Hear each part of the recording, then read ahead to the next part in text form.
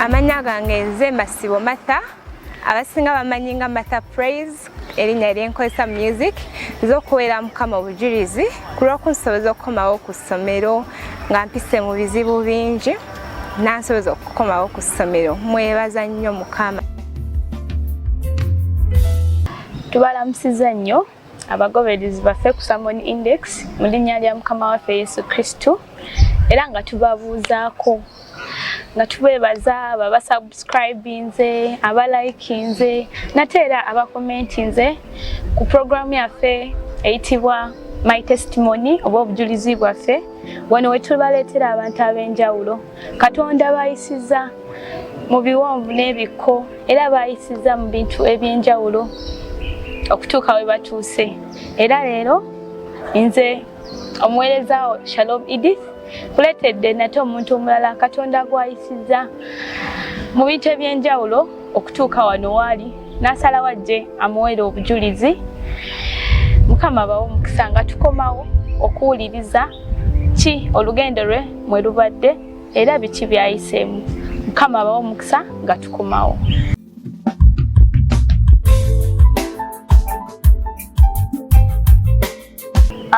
Naku lulungi tireero yatufunye mukwano gwaffe agenda otubuulira olugendo lwe bwe lubadde nate era nga tetuneeyongerayo katumwanirize atubuulire ku mannya ge mulokole ali ku kisaawa zino. Tukwaniriza obuze ku batugoberera. Mukama akuwa omukisa. Thank you so much. I'm Masibo Martha. I'm born again. Virambale ndi mugiso naye ekisa kya Mukama manyimu n'Oluganda ndi mwana wa mukaaga kuba na musanvu ewaffe. Mama wange bamuyita Evelyn Asamait, daddi wange bamuyita Kitui Esbias. Nsabira mu Canaan Land ewa Pastor Bujingo. Ku ekisa kya Mukama ndi ku university sawa zino. Sayinza okulaba nate era Martha kati ogenda tubuulira obulamu obusanze butya okuzootya byali bitya genda okula ng'oli otya. Kati nze nga nze nakulira mu famire y'abalokole like mama wange mulokole, tata wange mulokole era tata wange pastor ku lw'ekisa kya Mukama. Twakula mu famire nga y'abantu bangi nga bw'omanyi ebyabalokole like abantu bajja ne babeerako awo ab'omu kyaki atalina wakugenda najja ne tubeeraawo era life teyali mbi. Sigenda gamba nti yali mbi, sigenda gamba nti yali nnungi naye twalingawo ku lw'ekisa kya Mukama lwakuba tetwebakangako njala nga tetulidde kubanga Mukama yali atugabirira. Naye kyensobola ogamba nti maybe kyatusumbuwangamu ye side ya tuition kubanga abazadde bange bali bayambako abantu bangi ate nga emirimu gyabwe tegisasula nnyo. So of course bali tebasobola labirira abantu bona equally. Tetwasobola ogenda mu masomero amalungi g'abantu abalala abagagga at least twasomako. Like that's one thing I know nti at least tetwali bubi nnyo ate tetwali bulungi nnyo naye twali awo netusoma nga bwe nkugambye tuli abantu musanvu ewaka naye twalina ba dependents. Twalina ba dependents abalala naye nga abaana twali musanvu. Ffenna bagezangako okututwala ku private schools naye of course si ze ziri. Amiina. Twebaza Mukama akutambuza olugendo ne famire okubanga okulidde mu famire y'abalokole. Bangi tebazaalibwa mu famire z'abalokole obulamu ne bubeera buzibu naye twebaza Mukama olw'ekisa ekyo. Obulamu obusanze etya okusomako level ki somye otya? Apparently when nali nga nkyali mwana muto like katugeze primary nali sibitegera bino muba bakugoba fees. Of course bw'obeera omwana muto bwe bakugoba fees gw'obeera osanyuka lwako ogenda kubeera waka togenda beera ku ssomero. Naye bwe natuuka mu secondary bwe natandika okutegeera nti bwe bakugoba fees kiba kikuluma. So most of the times twalinga in and out of school, school fees ngabo bimanyi naye artist Mukama yatuyambangako n'atukwatirako ne tufuna awo n'ensoma era nasoma nga nkyusa amasomero buli kaseera lwa fees lwakuba bwe bikulema wano ng'ogezako wali awali kipa n'ensoma paka n'enkola senior 4 yange kati we natuuka mu senior 4 we namala okukola senior 4 results ne zikomawo nga nayita sente nezigaana lwakuba baganda bange baali bagenze nga like babiri baali mu nursing ate nga mumanyi sente za nursing tekibeera kyangu nnyo so ne baŋŋamba olina okutuula ewaka naye omanyi tekitegeeza okutuula ewaka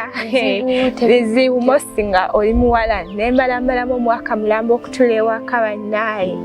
so tebyali byangu natuula ewaka omwaka mulamba era kati awo wengenda okunyerawo omwaka gumu naye ngwalinga emyaka oba mumeka simanyira kumanya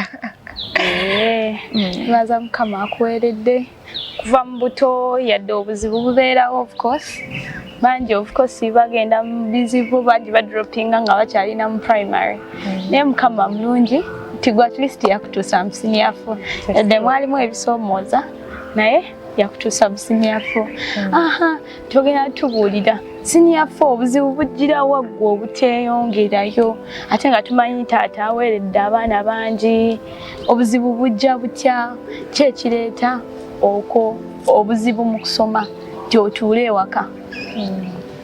ekyaleeta like nze okutuula ewaka kyali nga bwe nkugambye tuli abaana bangi like kati by that time when amalira senior 4 nga baganda bange balina okweyongerayo ate nga babiri baali bachuzinga nursing omulala yali mu secretarial course omulala yagenda for hairdressing like is it cosmetology ebyo eby'oku university nga sente zeetagibwa nnyingi nnyo munnaaye nga abazadde tebasobola tutwala ffenna ate nga bali woolaba we batuuse tebasobola bagamba nti sooka otusayiningedde ddiya ate ng'oneyo akamala senior 4 asobola okukola ki asobola otuula ewaka so like ne bagamba gwe ayakamaliriza olaba naawe embeera olina okutuula ewaka era mu kusooka kyanuma nnyo nga ebibuuzo bikomyewo abaana bali kujoininga A-level nze ndi awo sirina ssuubi nakaaba nga emisana n'ekiro nga ndaba oba obulamu bugwawo nga nkaaba nga buli lwe ndaba abaana abagenda ku ssomero ntandikirawo okukaaba nenkaaba nnyo ne ngamba Mukama lwaki nze okusaba okwerabidde pastors kid nga bw'omanyi ebizibu ebijja oluusi waliwo ebikuyitirako omanyi we tekitegeeza bano bagenda ku ssomero ogwo oli awo bayira we natuuka ekiseera ng'emikono gyange gye nasoma nagyo nga omuntu akusinkana laga nti takulabangako oba takumanyi okitegeera omuntu n'akwefuirako nnyo obubuuza omuntu n'akutunira bw'ati bayira omu yansanga like namusanga mu mikwano gye n'aneegana ntandabangako can you imagine nga bw'omanyi life y'ewaka nali of course maybe nali sirabika bulungi ng'omwana ali ku ssomero neegana so munnaaye kyannumanga nnyo ng'omuntu nga ndaba kino si kyangu era nasabanga naye nga ndola n'okukkiriza kwali kwaggwawo by that time omusumba takuwa encouraging mwana wange soma Katonda akola saba yeah of course omusadde oba togenda mulaga nti oli mu bulumi naye omuntu ena ali eyo waabwe nga like yali atuddeko ewaka nga bwe baali bakugambyeko ng'olina essuubi nti ngenda ku ssomero ne bakugamba tula ewaka ayinza kujulira nti bunnaaye tebibeera byangu mose ng'oli awantu nga olaba banno bagenda ku ssomero tebyali byangu naye akaseera kaatuuka ne ng'abaye munnaaye Katonda akola and okay nakisinzirako eno verse egamba nti all things work out for good to those who love the Lord ne ngamba maybe Katonda alina ensonga lwaki kino yakireeta bw'ati nengamba maybe waliwo ensonga lwaki yakikola bw'ati nze nsooke ntuule ewaka nekonsolinga nengamba yes Mukama amanyi lwaki kubanga nga tanakunteeka mu nsi already yali akimanyi kati awo nempickinga up courage nentandika kati looking forward to how can I make myself go back to school the following year. All right. Wow, obulamu tebwali bwangu naye twebaza Mukama nti nawe yabukuyisaamu kati tubuulire ebizibu kimindi by'osanga awo ng'okutudde ewaka kubanga tukirabye oli mwana muwala bingi ebisoomooza kano kajja abeerawo abakugamba ate lwaki tetutwala kino obuzibu kimindi bw'osanga mwogwo omwaka ng'otudde so mwogwo omwaka natandika okukolawo bizinesi bwange nentambuzanga amandaazi nga ngatambuza ku masomero nendaba nga kale nagamba kankole sente bwe zinaawera nekisa nja kuddayo ku ssomero nendaba nga okutunda amandaazi naye tekifulumya sente bulungi nentandika okusomesa munaye ng'osomesa mwezi mulamba then at the end of the month omuntu n'akuwa omutwalo wasimyafa ng'osomesa mwana wange. Yeah, of course nga bw'omumanyi ebyomukyalo osomesa ogenda olina osomesa obwana ng'obwa P1 nga bw'obimanyi kwiya obulamu naye munaye omanyi okusomesa mwezi mulamba okeera ku makya ogenda olw'eggulo okutuuka olw'eggulo nga okoye naye mwezi guggwako omuntu n'akuwa omutwalo negamba naye bannaye abantu kosira Mukama lwakuba baalaba nga ndi desperate sina walala nga omulimu ngwetaaga nina okusonda sente nzireyo ku ssomero kati awo nendaba nga munnaye kati wano we bampa omutwalo buli mwezi ndi muwala ndina okwambala ndina okukola ki of course sigenda gamba nti abazadde baali bandeka nedda but naawe wali okiraba nti abazadde bali kulwana nnyo bali abali ku ssomero babasiniikirengako biki kati nawe tusaba bateekako badde nate nga okola naye nga yeri bakuwa mutwalo ningamba kati twetaaga ebintu bingi ng'abawala kati zino omutwalo kweri zigenda kunkolera ki mu bulamu awo nenvaawo nengenda nentandikwa nali nzitanga wano kuba embaale nga nzitanga wano e Kampala okola ki okugula engoye awo mu wino nga ngenda nzitambuza ozze mu kusuubula nzize like of course nagezaako engeri yonna njiya obulamu naye that time wondaba ogamba obona omuwala oba alina abaana bameka wali olina emyaka emeka awo nalina I think 17 years nga mbaze senior 4 wali mwana muto naye nga bw'omanyi life sinti enyambala waki naye just oli so stress ogamba ndiddayo ku ssomero kweri like tomanyi okola ebintu yes omanyi nti Mukama akola naye tolabawo ngeri yonna nti oba ngenda ayitira wano buli kyokola olaba nga tekikuwa kyoyagala otulinamu fiizi wako erebo n'ogamba yenze naddayo kweri kati okusuubula otandise osuubula engoye mu wino bigenda biti ebyokusuubula natandika okusuubula yes naye nga bw'omanyi abantu tebakukkiriza okukulaakulana ng'omuntu ajja n'akugamba kano akagoye nkagadde kampe n'akatwala n'akwako 15,000 ezisigaddeko ne lubeera lutalo wento bambi ka bizinesi nako nekaggwa nga tolina ngeri gy'ogenda okuyombamu anti omwana wa pasita bakusange nti oyombye n'omuntu oba toyombye anti nga bw'omanyi abantu omuntu waba like omubanja ye aba akuyisa like akulaba bubi ye tamanyi nti sente ozeetaaga bambi oli kunoonya engeri y'okuddayo ku ssomero naye aba alaba nga olimuwa stress buli gwe nagezaako nendaba nga bigenda mu kuyomba ne ngamba munaye Mukama ajja kusasula mu ngeri ye amandaazi gaganye okusomesa kuganye okusuubula bakunyaze awo tuzze ku kyowo awo nendaba nga munaye biganye nenfuna akalimu ku petrol station ogenze kati ku petrol station yes awo ne basooka banteeka mu supermarket petrol station bali bagiyita Total era ndowooza yabakolako nange bammanyi naye kyenamanyi kati bwe bandaba tebalabamu oli omuwala lwako nakyuka nnyo Mukama yanyamba nembeeranga awo nenkolawo omwezi ogusooka nga ndi mu supermarket kati awo ne banfulumya like okukola like outside ku pump mu supermarket byali bitambula bulungi wadde nga of course embeera teyali nnungi nnyo but at least nali ngamba at least wano like nfunyeeko ssuubi mba ngenda ku pump awo like nga bw'omanyi banno balansinga mulino balansinga buli lunaku kati olunaku lumu nga tebana kumpa ziri sente ezisooka ng'olunaku lumu bagamba ngo ono like sente okutuuka ku balansi nga waliwo sente ezitaliiwo oyo mukazi n'agamba wabbye sente zange nemugamba bannaye sina gye naagenza okuba ku makya ate sente nazibbye enkya mukazi n'agamba nfulumira ofisi yange wabbye sente zange munnaaye omanyi n'oba nga osaaba nnyo sitaani naye tatuula era bw'oba ng'ofuna ebizibu tekitegeeza nti Mukama yakuvaamu naye Bayibuli egamba he does not allow you to be tempted beyond what you can handle laba kati awo ne nvaawo ne ngenda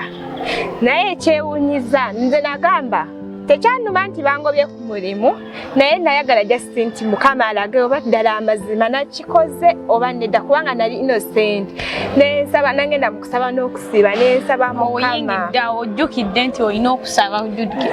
osazeewo ko oyingira okusaba n'okusiiba of course nali nsaba but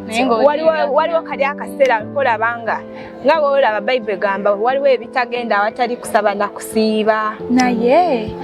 ebyo ebizibu byonna bye wayitangamu amandaazi gaganye okusomesa kuganye owineeganye supermarket bakugjeeyo kati ku petrol station nawo bagambye obbye ssente ewaka taata ye yagambanga ki of course nga bw'omanyi omwana wo bw'obanga wamukuza naye kasooke nkugamba ebirimba nkyakugamba like nengenda mu kusaba n'okusiiba ate olowooza Mukama teyalaga omukazi mwennyini like engeri gya balansingamu yali agezaako okutereka sammane katafuta wadde nga bamubuuza oli omuwala aliwo watwa n'akubira yakonectinga nti munnaayo omuwala mugambe akomewo like ki sente weeziri just twakolamu nsobi mu kubalansinga naye nengamba nedda siddayo eyo but of course ng'omuzadde nga tata wange mama wange omwana wo bw'obanga wamukuza oba omumanyi baali baneesiga newe mba waka nengamba ngenda Kampala nga baneesiga lwakuba bamanyi she's a good girl like akulidde mu family ennungi twamuwa like that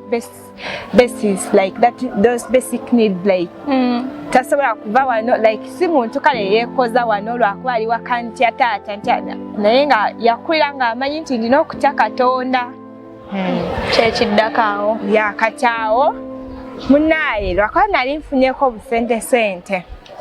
nesooka nzirayo eri mami nemeerangayoko for some time ozeewaka awo nentandika okutambuzanga kedo bino bifruitsi naye capital gojja mu mafuta kati yagula kedo not really sabifuna mu mafuta jjukira eri tebampa ssente bamaliza tebakuwadde bamaliza tebampadde ssente era mami yampeeze ssente neera okutandika ntandika okutambuzanga kedo nga mutambuza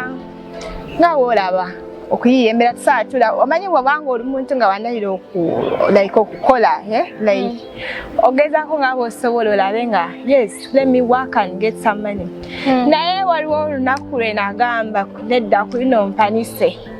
kulina ompanise ngamba Mukama nze sigenda kuddayo oba nzeeyo okusomera basiddayo naye sigenda kuddayo okukola omanyi nagenda nga ntambuza bukedde wange nentuuka awo nensanga oyo omusajja n'agamba ngambagamba bambi mugule ku kedo nga omanyi bugisi waliwo kedo mungi kati tebyali too expensive ngambagamba bisatu biki tandise okuyimba omanyi omusajja yayogera n'agamba mukaguleeko katuviire wano like n'alaga nti like tebaagala nakulabako naye just bakugulako oveewo sinti ayagala kuwagira naye just ali kugulako oveewo naye ekyo kitu kyanyuma nenzeeyo waka ne ngamba yenze nakola musango ki abaana ababeera ku ssomero South bo bazaalwa batya nga nkaaba naye kyanyamba nakula era ffe ewaka twalinga altars okubanga nkyali baby natandika okusaba n'okusiiba nga nina maybe 3 years nga olina okusiiba oba oli mugenyi oba ki every Wednesday kyalina okusaba n'okusiiba so ekyo kintu kyansigalamu like ekyo kintu kyansigalamu nga manyi okusaba naye nensaba nengamba munaye no sente ezenfunye kantandika okukola ki kankolemu ka business nenkola ka business ka chips obudde ku kedo kati oli chips kati ntunda chips tugenda kuddawo ku chips naye kyensobola okugamba tebaza Mukama Bayibuli egera netugamba mu Revelation 12:11 nti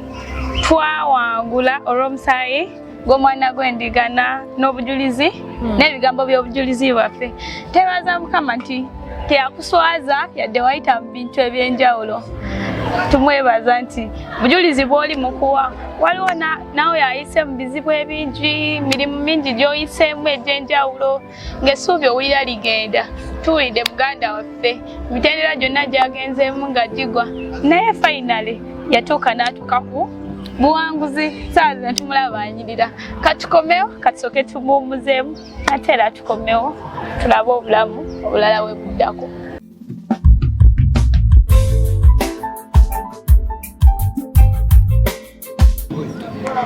Tubakulisaayo mu kuwummula kwaffe ate nga tugenda kweyongerayo tuyingidde chips. Kati agenda Sister Martha agenda tugamba obulamu bwa chips bwo butambula butya bigenda bitya ebya chips. Tandise chips. Era chips nga bw'ozimanyi zo zisasula simbi nnyo zikiri awo nasebingako ku ssente nezirayo ku ssomero like nga bumanyi bwobeera ng'osaba like ng'oli musabi Mukama era takudisappointinga takuswaza ogenda n'oyita mu bizibu nga yakutunira naye abadde sitaakulekeddemu akabanga like okole ki ogambe nti kati bino sibisobola gwabisobola Mukama kati natuka esaala nendaba nga ssente zenina tesobola kuntwalayo ku campus nengamba mu senior 6 that's now 2019 of course natulewaka mu 2018 kati 2019 nzirayo ku ssomero ngamba Mukama ndowooza wano bino byendina kubanga yagamba Musa nti kikyoyina mu ngalo ye kati awo yalabanga ndinako ku ssente banaye Mukama nampa muyita muyambi oba muyite ki like omuntu najja just nga destiny helper like akusanga ku chips mwesisinkana okuyamba. Not really yali pastor nga bumanyi bubeera mu church waliwo abakulaba ne bagamba ono muntu mulungi biki kati awo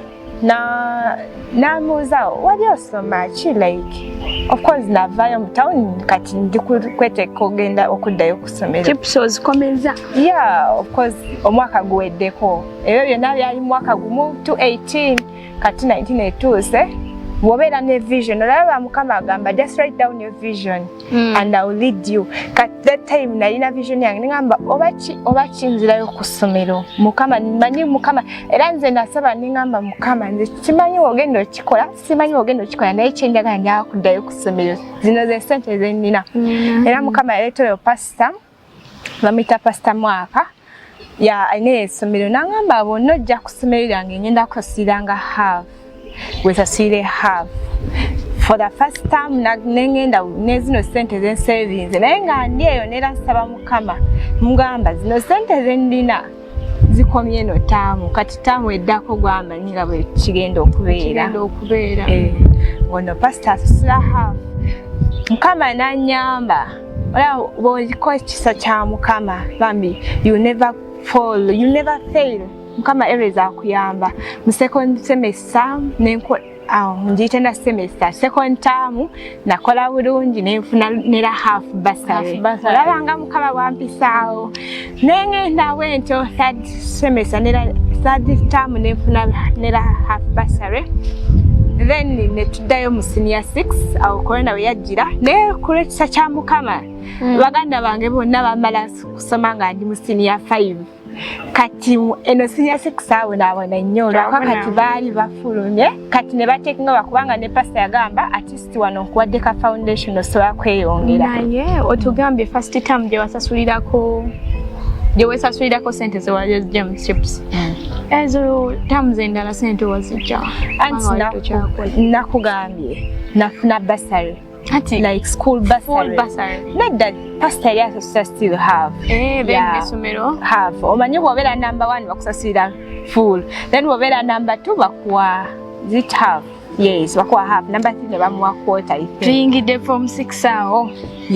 Form 6 genda agamba nti ebintu byali bizibu nnyo nga bw'olaba twayingira form 6 corona nejja ne tukomayo waka. Era tubeerawo awo naye nga baganda bange kati bafulumye ne bankwatirako awo ne basasira era ne maliza senior 6 naye ne ngamba Mukama ukoza manyi ssente za high school si ze ssente za campus nagamba Mukama wano kati wentuse sirabawo ssuubi yadde kubanga nga bw'olaba emirimu gya Uganda baganda bange abo gwenzirako bamuyita Isaac akola like ali musawo Now ngabo manyi nga tonayingira government teziba ntono tesobola sasira omuntu campus ate ngabo olaba abazadde bange batunda almost buli kimu nga baweerera bali mama wange ali secretary tata wange musomesa ate musomesa wa primary bali of course tasobola kungamba nti salary yabwe yali esobola sasira abantu bano ku campus so bagetanga ne batunda ettaka ne batunda biki kati okutuuka kunze kati njoyininga campus tewali kye basobola okutunda tewali wadde kyogenda ogamba nti ettaka oba ente oba ki there was nothing completely campus ani akusasulira kati ogiyingira kati anti mbadde ngamba kati nengenda mu kusaba n'okusiiba mu church yaffe always bateekawo okusaba n'okusiiba for 14 days awo Canaan land nayingira mu kusaba n'okusiiba nengamba Mukama wano gwawe kasobola era pasa wafabuliranga nagamba saba Mukama akuwa omuyambi oyo ate eyo like azisibe eyo testimony then ndina group endala bagiyita midnight prayer tusaba at midnight nalimwe eyo group naye nga buli lunaku kyemugamba Mukama nze sina muntu gwemanyi sina mugaga gwemanyi gwengenda okusaba sente empulira nti campus siwe ogenda okwegayira nti kansokeza sudeko zino then bajja kuleeta nedda bo baagala paperwork olaga receipt sente no nasaba Mukama naye ekyewunyiza Mukama yandeetera omuntu nga ne leero neebuza kyajja kitya omuyambi bwe simanyi nakumanya era buli lunaku lwe neebaka ngamba nzaani ddala nzaani ekitiibwa naye kya Mukama mukati neanyamba kati awo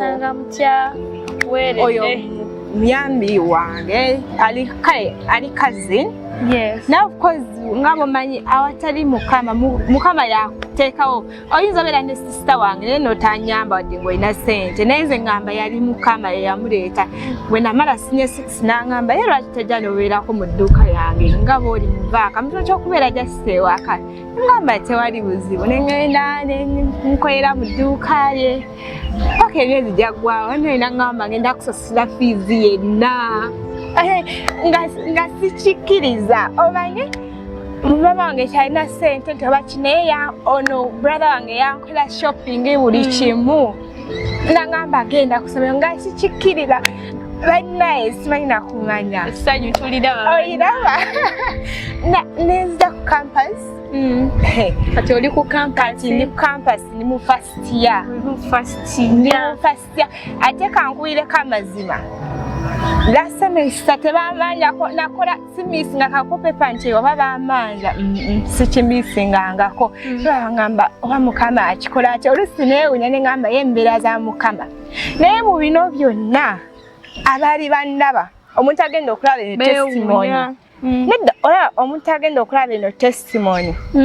nga yandabako giri emyaka unless nga yali too close tasobola kikkiriza asogamba bono muwala oba stories ali bijja jaseri kubanga nagamba sigenda kulabika ng'ebizibu byange just aba bali close nga bagamba wakoga wakola ki olabika bwoti ate enviiri naye bali emikwano eyo gyebbali nga sigenda bagamba bizibu byabwe nga njogera ne Mukama yekka naye nga era bonna bogenda ku Facebook yange nononya ebifaananyi nti oba nayi ndabika bubi nedda nagamba sigenda labika ng'obuzibu wange era ndowooza ku mikwano egyo kale leka bano abali close ababeera bamanyi nti ono omuwala teyasomako guno omwaka kati bano binasinkana like right now omuntu asobola kikkiriza nti natulako ewaka omwaka mulamba kubanga bwe naddayo okusomero nasalawo n'ensala enviiri zonna zeralira siiba nenzirayo nembeera ng'omuwala like yakeeyongera kama nanyamba nempita senior 6 zino kati ndi ku campus. Amina. Twebaza Mukama. Tumwebaliza ddala bannaye ndowooza essanyu muliraba. Ekala bikasanyu olwa ekisa Katonda kyamutaddeko kunyirira akaviiri mukalaba ka dread sikala isi kama mukoze ebyekisa era tumwebaza. Kyensobola ogamba batuwuliriza gye yeesiba ku ssaala midnight prayer, then prayer and fasting. Byonna bivaawo olw'okola ki olw'okusaba n'okusiiba. Amiina. n'ekirala kyenyinza okwogerako nga tannatubuulirayo kalowoozo kamu ntera ogamba nti a test you go through afterwards it turns to be a testimony. 2 Timothy 1:18 etugamba, therefore do not be ashamed of the testimony about our Lord, nor of me, his prisoner, but share in suffering for the gospel by the power of God. Tulabye bingi byayitamu naye tatidde kujja tugamba bulamu bwe yayitamu, tatidde kujja tugamba bwe yatunda kedo, tatidde kujja tugamba bwe yatambuza ebintu ebyenjawulo, bwe yatambuzaawo wino. Mukama yebazibwe, naye Mukama mubeereddewo kyova olaba ayimiridde najja awa obujulizi. Era ne mu Psalms 107 Psalms chapter 107 verse 1 to 2 tulaba Dawudi atu-encouraginga, atukubiriza, oh give thanks to the Lord for he is good, for his steadfast love endures forever. Let the redeemed of the Lord say so, whom he has redeemed from trouble. Dawudi atu-encouraginga okuwa obujulizi. Tosirikira bujulizi, tosirikira Mukama ekyo kyakukoledde. Yimirira omuwere obujulizi, natera ne Sitaani anaaswazibwanga. Kaakano tugenda kusaba mukwano gwaffe atubuulire abeeyo akagambo kagamba abatulaba ba-encouraging, abadde baweddemu essuubi era n'amaanyi. Obujulizi wange mubuulidde era kyemmanyi mama wange bw'anaalaba eno vidiyo ye yasinga ogimanya bulungi. Abamu bayinza okutabimanya bulungi naye nga ye ng'omuzadde abimanyi. Bannaaye tolowooza nti bw'oba oli mu Mukama Katonda Setaani tagenda kugezesa. Era ndowooza just that was a trap. Singa na papa neŋŋamba wakange nenfumbira oba ki saandituuse wano gye mundaba. Of course mwogwo mwaka bw'oba oli eyo nga maybe fees yagaana oba kitogamba nti kange neefumbire. Era abasajja bangi bagenda kujja, nze bajjanga bagamba ngenda kusasira fees, ngenda kukola kino bonna, naye nagamba ndi focused, ndina okuddayo ku ssomero mu ngeri yange, kubanga agenda kulima nti ngenda kusasira fees. Woofunira olubuto oba oddayo ku ssomero oba togenda kuddayo. Era oyinza okutuuka ekiseera nga n'emikwano gyo gyennyini gikwegaana nga balaba tobagwamu, like not of their class anymore.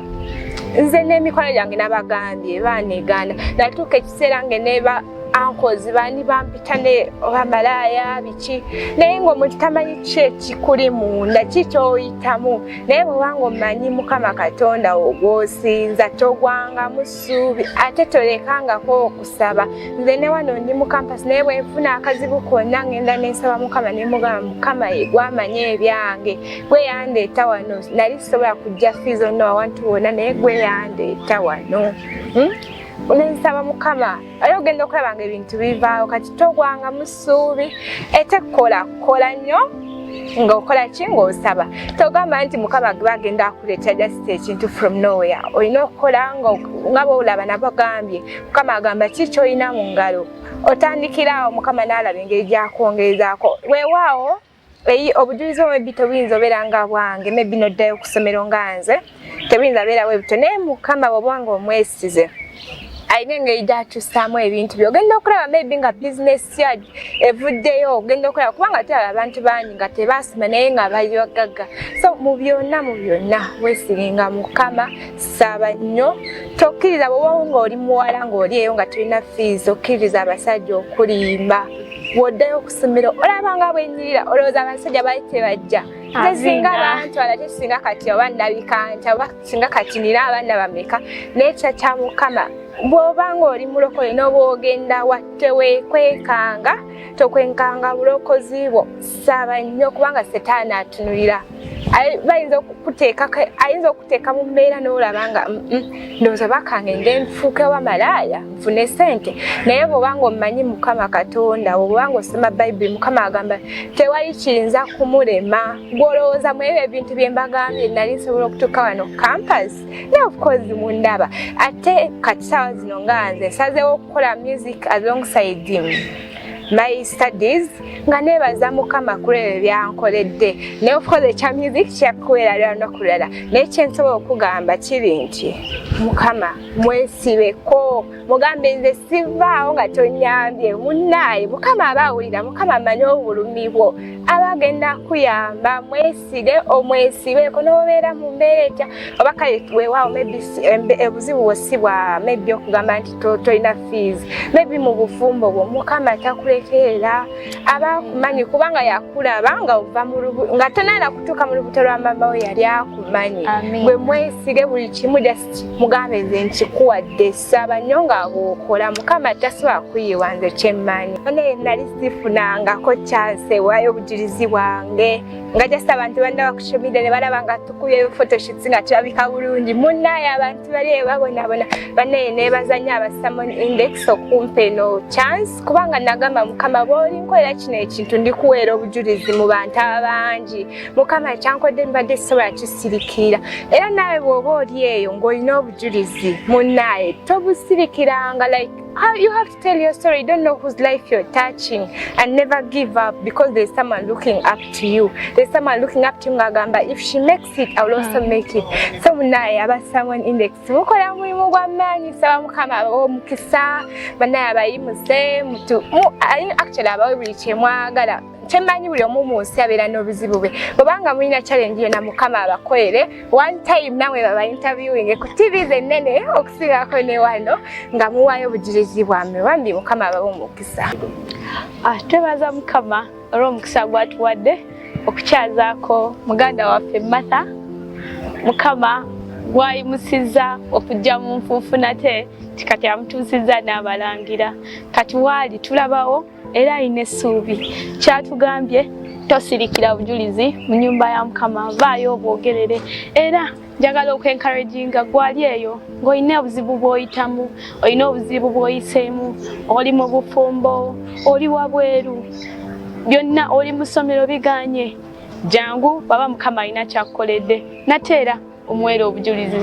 ng'ate era njagala obajjukiza abatalina subscribinga abatalina likinga nateera mutugoberere mulabe obulungi bwa Katonda bwakoze wano wokka Summon Index era ku programu yaffe esinga obulungi My Testimony or My Testimony oba obujulizi bwaffe nange Shalom Edith tubagala nnyo mukama abawe omukisa tulabagane olulala ate era n'omuntu omulala mukama abawe omukisa.